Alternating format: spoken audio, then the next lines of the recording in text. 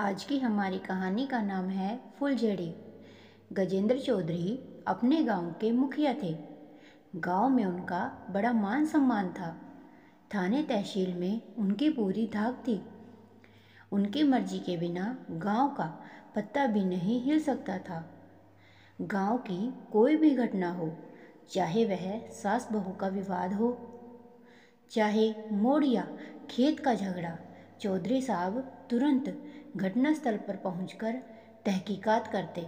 गवाह और सबूतों को ध्यान में रखकर विवाद को सुलझाने की कोशिश शुरू की जाती थी। ज़्यादातर मामलों का निपटारा गांव में ही हो जाता था।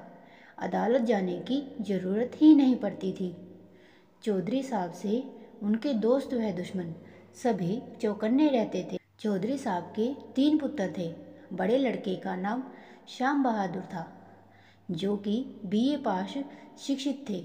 वह डाक खाने में क्लर्क की नौकरी किया करते थे। वे थोड़े बहुत कानून के जानकार भी थे और बात बात पर कानून की धाराएं व दफाएं याद दिलवाते थे। वो पान व सिगरेट के शौकीन थे।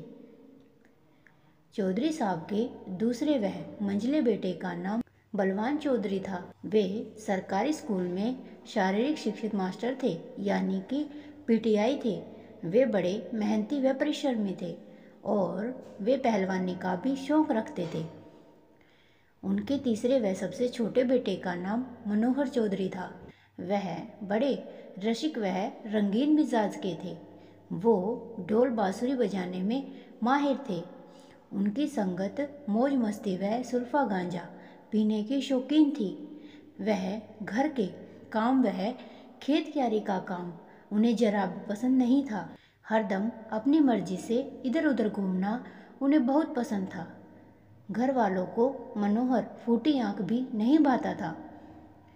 दिन भर मनोहर की भाभियाँ मनोहर और उसकी पत्नी को जली कटी सुनाती थी। घर का सारा मेहनती काम, उपले पातना, पानी भरना, गेहूं पीसना, दूध निकालना आदि सभी काम मनोहर की पत्नी को ही करना पड़ता था। अपने पति के हिस्से का काम भी उसे ही करना पड़ता था। जेठानियाँ सीधे मुंह बात नहीं करती और अपने अपने पतियों की नौकरी की दोष जमाकर उस पर हुक्म चलाती थी।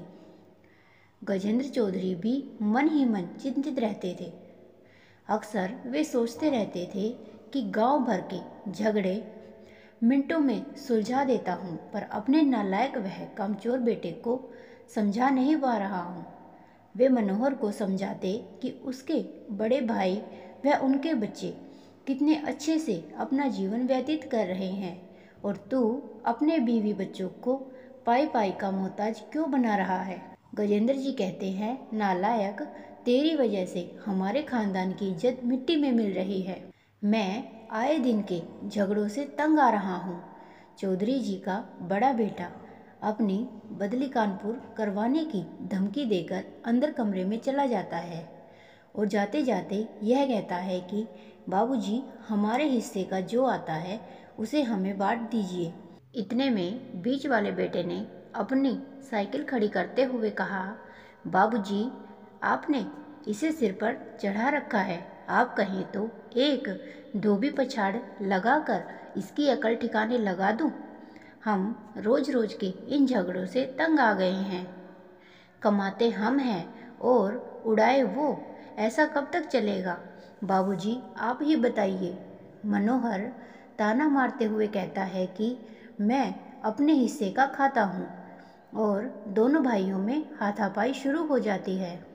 चौधरी जी दोनों को डांटते हुए कहते हैं, हरामजादो, अभी मैं जिंदा हूँ। जो मैं चाहूँगा वो होगा इस घर में। मनोहर की पत्नी रूठकर कई दिनों तक अपने मायके चली आई। कुछ दिनों बाद मनोहर की अकड़ भी ढीली हो गई। वह अपनी पत्नी को कोई न कोई काम करने वह उसे खुश रखने का वादा कर अपने घर वापस ले आता है। चौधरी जी से कुछ रुपए लेकर कपड़ों की दुकान करने की इच्छा जाहिर करता है। चौधरी जी अपने नालायक बेटे को काम करने के लिए कुछ रकम दे देते हैं। मनोहर अपनी दुकान खोलकर अपना काम शुरू कर लेता है। पर वह दुकान ज़्यादा दिन न चल सकी, क्योंकि उसके सभी यार दोस्त मिलकर उसकी दुकान पे जाकर उसकी दिन भर की कमाई को गांजे वह सुल्फे के धुएं में उड़ाकर चले जाते। धीरे धीरे दुकान का सारा माल खत्म होने लगा। दुकान के अंदर कोई सामान नहीं था। लगभग 2.5-3 महीने में सब चौपट हो गया। घर पर फिर से आमदनी को लेकर झगड़ा शुरू हो गया। दिवाली के कुछ ही दिन बाकी थे। बड़े भाई श्याम बहादुर के बच्चों को पटाखे फोड़ते वह मिठाई खाते देख मनोहर की पत्नी वह बच्चों के मन में ख्याल आया कि यदि पापा भी ठीक से काम करते तो हम भी अच्छे कपड़े वह मिठाई खाते। पर क्या करें, एक दिन बड़ी जेठानी के बेटे ने फुलझड़ी से हाथ जला दिया। मनोहर का बेटा रोते हुए अपनी माँ के पास गया और जला हुआ हाथ दिखाया। उसकी माँ के पूछने पर उसने बताया कि मैंने भैया से एक फुलझड़ी मांगी तो भैया ने मेरे हाथ पर जलती हुई फुलझड़ी लगा दी। अपने बेटे की चीख पुकार सुनकर मनोहर का मन काफ़ी दुखी हुआ। वह मन ही मन सोच रहा था कि उसके निकम्मेपन की सज़ा उसके बेटे को झेलनी पड़ रही है। उसको काफ़ी पश्चाताप हुआ।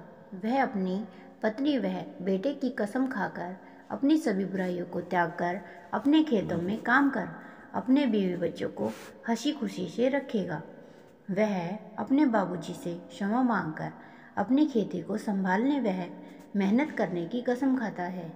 कुछ ही दिनों में चौधरी जी की जो चिंता थी मनोहर को लेकर वह समाप्त हो जाती है और फिर से सारा परिवार ठीक ठाक रहने लग जाता है। आपको हमारी कहानी अच्छी लगे तो प्लीज़ वीडियो को लाइक करें, शेयर करें और चैनल को सब्सक्राइब करें।